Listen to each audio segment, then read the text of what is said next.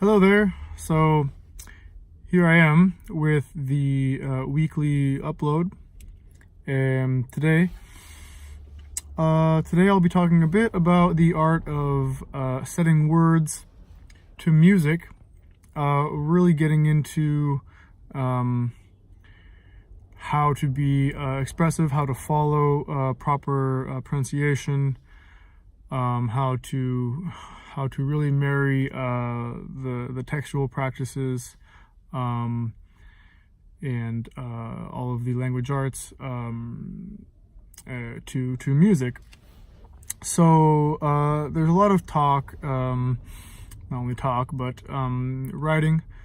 There's a lot of published work on this idea that the Renaissance in music during what's generally termed the Western European Renaissance, that during this time, humanism, Renaissance humanism in music, has much to do with how to fit words to the notes, how to really properly treat texts in music, what the best practices are. People often talk about or write about composers paying more attention during that period to the relationship between the word and the tone. It's important to note, though, that this union of word and tone had been going on for a long time in many different cultures. So it's not exactly a new idea, though. Sure, there were specific ways to go about this, and of course the cultural context says a lot. For example, in the medieval period, these very intricate and florid compositions can sometimes tend to obscure a bit of the clarity of the text. It's a little bit difficult to tell exactly what's being sung, what the words are, because of this really dense and complex interweaving and sort of hyper complex compositional style. But that's just one kind of possibility of how to look at this. The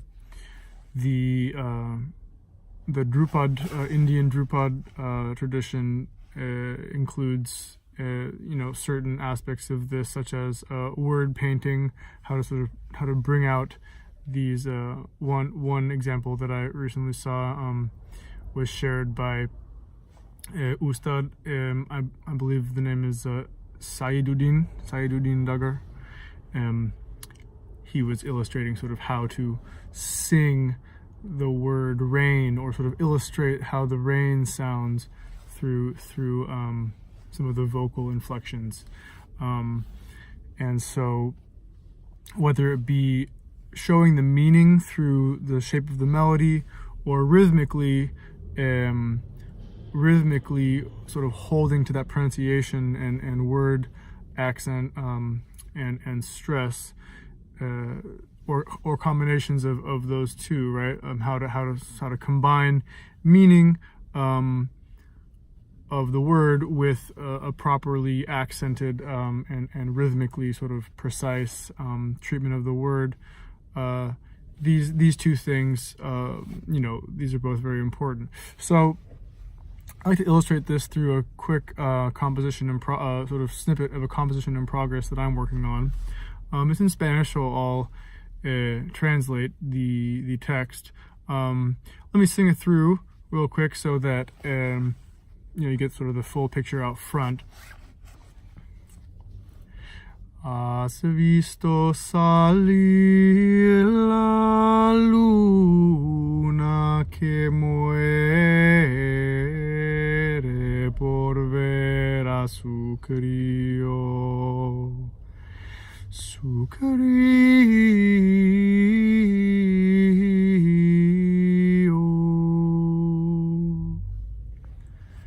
So, a bit of analysis there, just kind of simple factual presentation. It's a triple meter, right? Groups of 3 beats that that govern this text. The translation would in full would go something like this: have you seen the moon come out?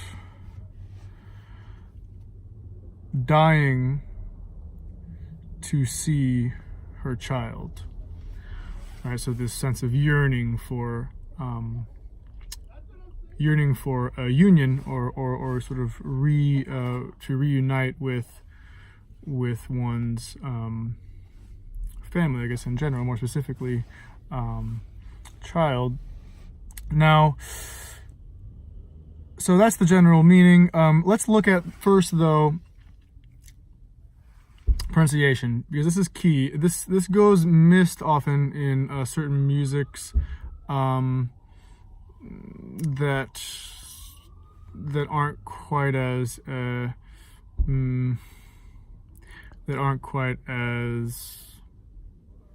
precise, maybe you could say, or careful as certain classical traditions. But these are things that come up in many genres. I'm not trying to say that this kind of music doesn't do this sort of detailed work, and other does. It's just something that goes missing sometimes, and so just so we're clear that this is a useful resource for composers of all kinds. Not that it needs to be followed, but this is just an interesting and useful bit of music, or sort of aspect of music that is worth, I think, explaining. So to just say these words, listen to where the word stress falls. So for one, has visto. It's nothing like has visto or has visto. It's 2 words, has visto, but there's a stress, has visto.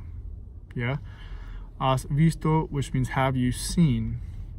So it's because of this stress on V, has visto, that I place it on the strong beat of the group of 3 beats that measure the first beat. So this is a good introduction to this sort of discipline. Yeah.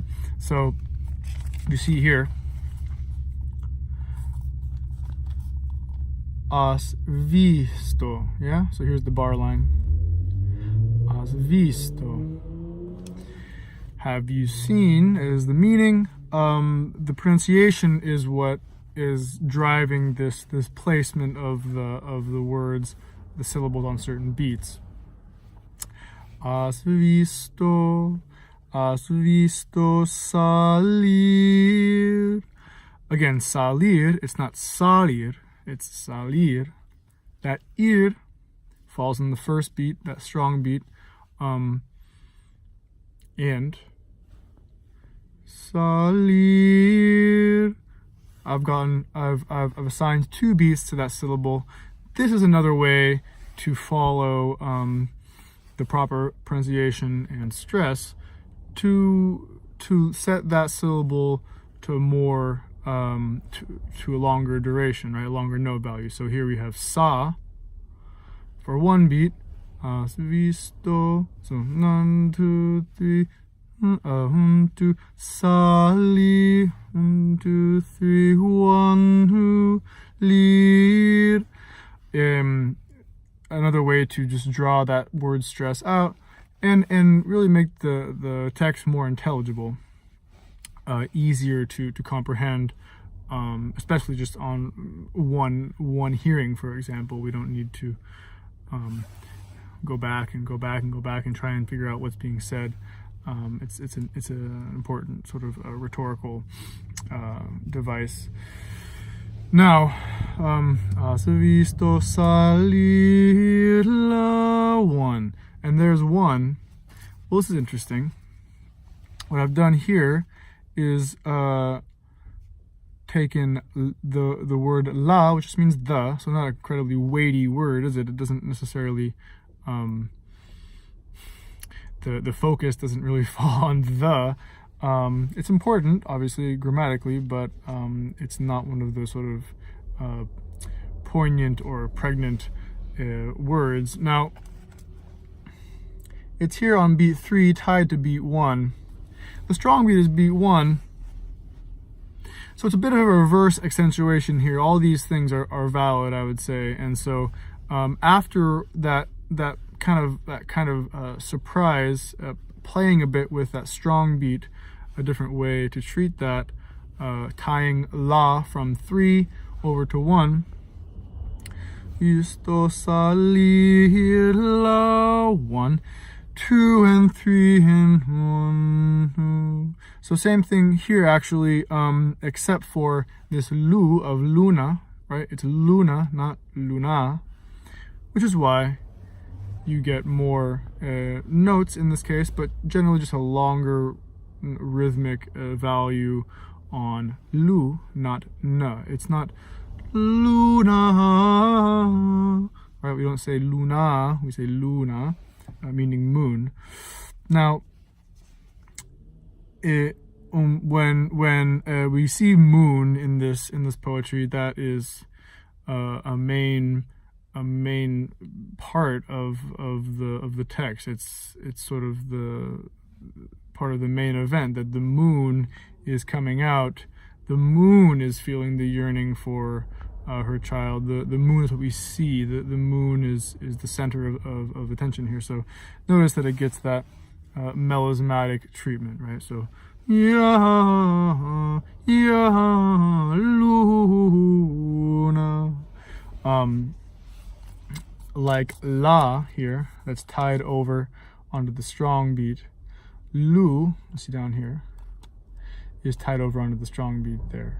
So again, a bit of a reverse of that expectation that we have the strong syllables on the strong beat, right? So we want sort of a random illustration there, but this is the same idea that we don't necessarily need to hammer on those strong syllables. We can be vigilant of where the rhythmic accent's going to fall, and sort of play with it a little bit, feel a bit free there.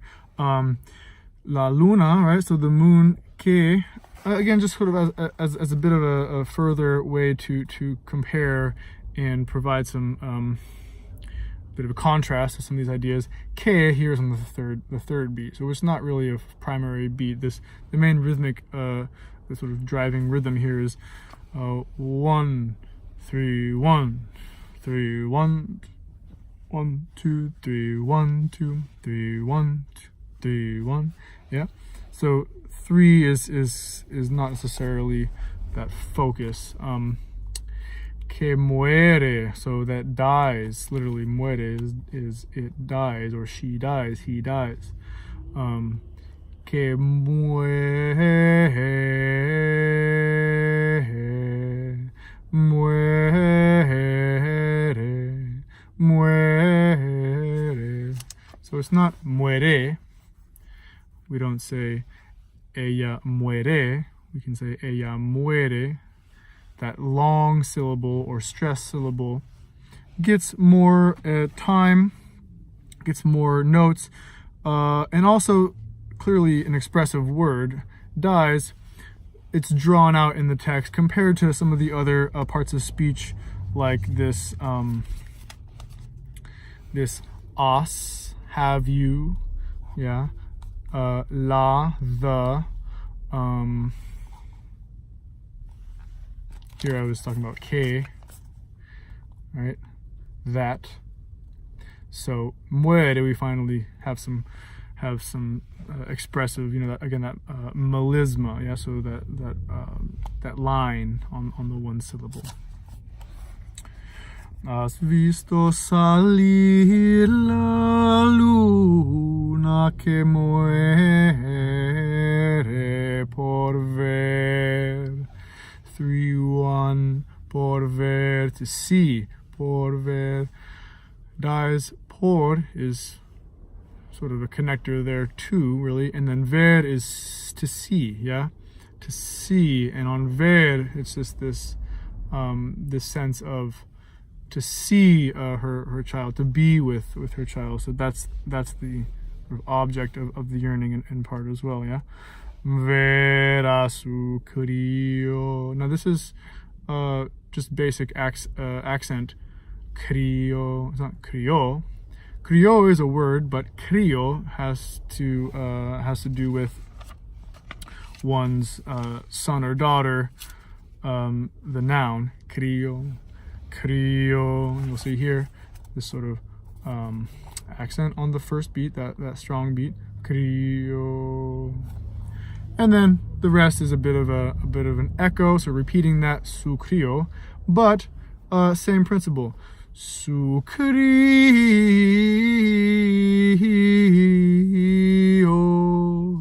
We say crio.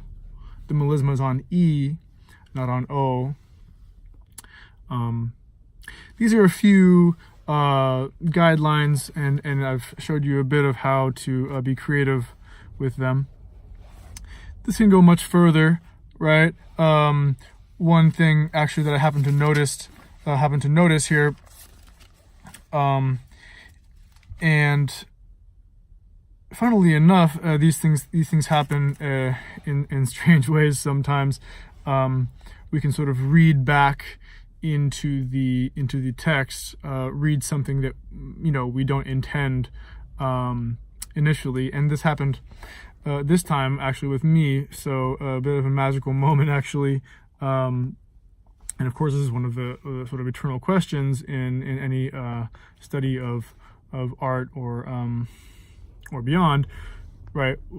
Oftentimes we're separated from exactly what the intentions of the author or sort of artist, creative person or creative group, right? What those intentions were.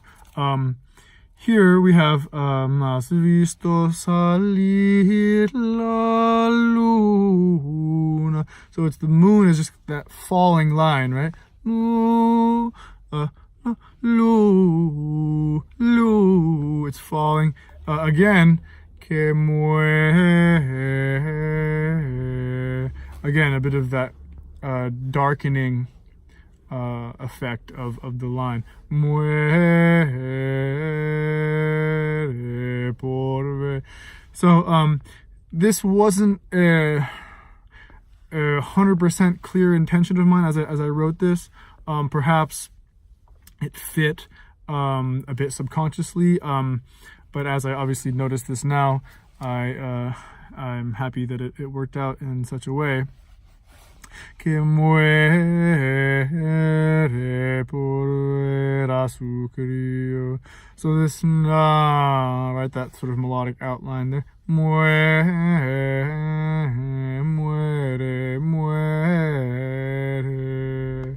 That is where the real kind of the real soul of the poetry lies, right? Muere por ver, just to be with her child. So I hope you've enjoyed this little bit of exposition, sharing a work in progress of my own. These are not all original ideas, needless to say. There's much to be studied about sort of the different phases of development in this practice. But as I sort of glossed over before, it's present in the Indian Drupad traditions. It's present in Gregorian chant. I've seen several examples of that, and in various registers of later Western classical music as well. So it is in some, I would say, a good kind of core principle to understand, and a way to judge a bit of the effectiveness, I would say, of how composers set words to music, what their intentions might be. We can just keep asking ourselves a bit about how well a benchmark or a bit of a guideline with which we can judge how intelligible a text is. Maybe something to measure ourselves against, to see that, okay, if I were to do this, how I do it differently, do I want to make my text a little more clear? How is this gonna work? So yeah, as I say in conclusion, just a bit of an interesting principle, at least I think. So hopefully I presented this in such a way that was enjoyable and understandable for everyone. I'm happy to hear what you guys think about this. So thanks so much for being part of this weekly video upload, and I hope to see you soon. Thanks so much.